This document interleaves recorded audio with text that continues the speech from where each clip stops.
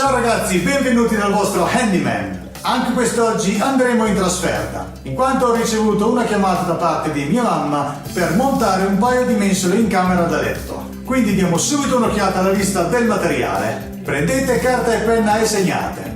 Dunque, tasselli da muro. Quindi dovete scegliere accuratamente la dimensione dei vostri tasselli da muro. Il mio consiglio è sceglieteli in funzione dei fori che sono già presenti sui supporti delle mensole. Quindi una precisazione, quando per esempio si parla di tassello da 6, che cosa vuol dire? Vuol dire che nel muro va eseguito un foro da 6 mm. Ovviamente quindi la vite autofilettante che andrà al suo interno sarà più piccola. Un tassello da 6 mm ha una vite di circa 4 o 5 mm.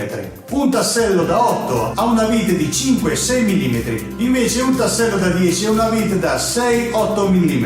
Quindi mi raccomando, scegliete correttamente il vostro tassello. Questi valori sono validi per tasselli in plastica, i cosiddetti fiscia. Comunque esistono anche tasselli in acciaio ad espansione con vite metrica, i quali sono in grado di sostenere carichi molto maggiori. Nel caso optiate per tasselli in acciaio, controllate sulla scatola del tassello tutte quante le specifiche in modo da scegliere il tassello corretto. Dopodiché ci serve una punta da muro. Quindi se dovete montare un tassello da 6 dovete comprare una punta da 6, un trapano, una matita, una bolla, detta anche livella, e consigliato un aspirapolvere. Ed infine un cacciavite, oppure consiglio un inserto a cacciavite da applicare al vostro trapano.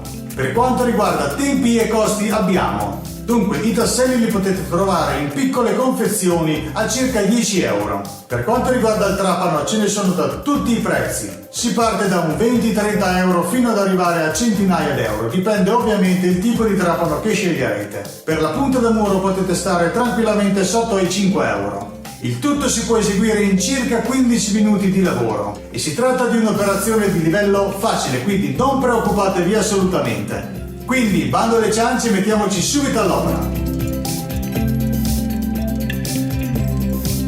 Allora, eccoci qua, il da farsi è montare due mensole del genere sulla parete qua in fondo, quindi mettiamoci subito al lavoro.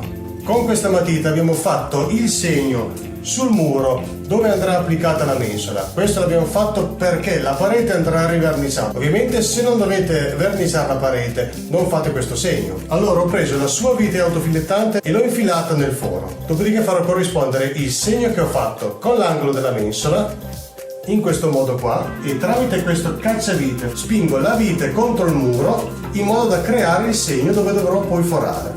Perfetto, questo è il mio segno. Procediamo con la foratura. Allora, il tassello che andrò a montare è un tassello da 5, quindi ho applicato al nostro trapano una punta da 5. Quel che farò adesso è andare a forare il muro con la punta. Questo trapano ha la funzione di foratura o di martello. Incomincerò con la funzione trapano, per passare successivamente alla funzione martello nel caso il muro sia troppo duro. Accendiamo il nostro aspirapolvere e cominciamo.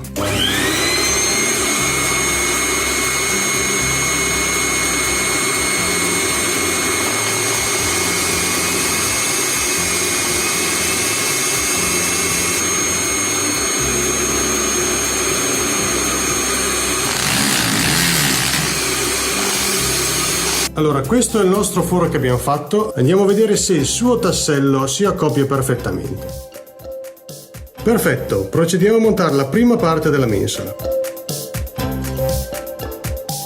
Ora con l'ausilio della nostra bolla andremo a mettere la nostra mensola perfettamente orizzontale. In questo modo dobbiamo far combaciare la bolla d'aria all'interno delle due lineette. Così. Quando la nostra bolla è dritta andiamo a fare il segno sul muro.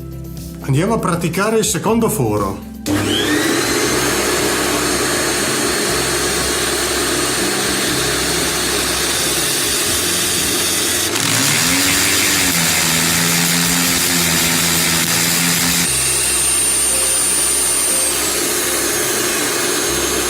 Andiamo a provare il nostro tassello. Ora possiamo andare a montare la nostra mensola.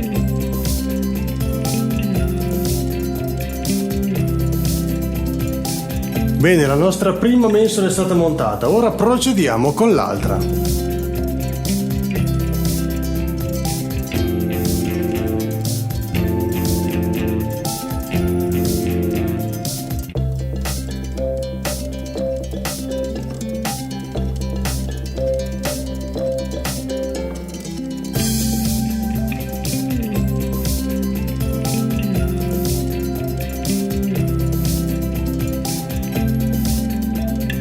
Allora, ecco le due nostre mensole che sono state montate. Come vi ho già detto, questa parete qua, anzi tutta quanta la camera, andrà poi pitturata e ovviamente sarà oggetto di un nuovo video. Quindi ci vediamo al prossimo tutorial.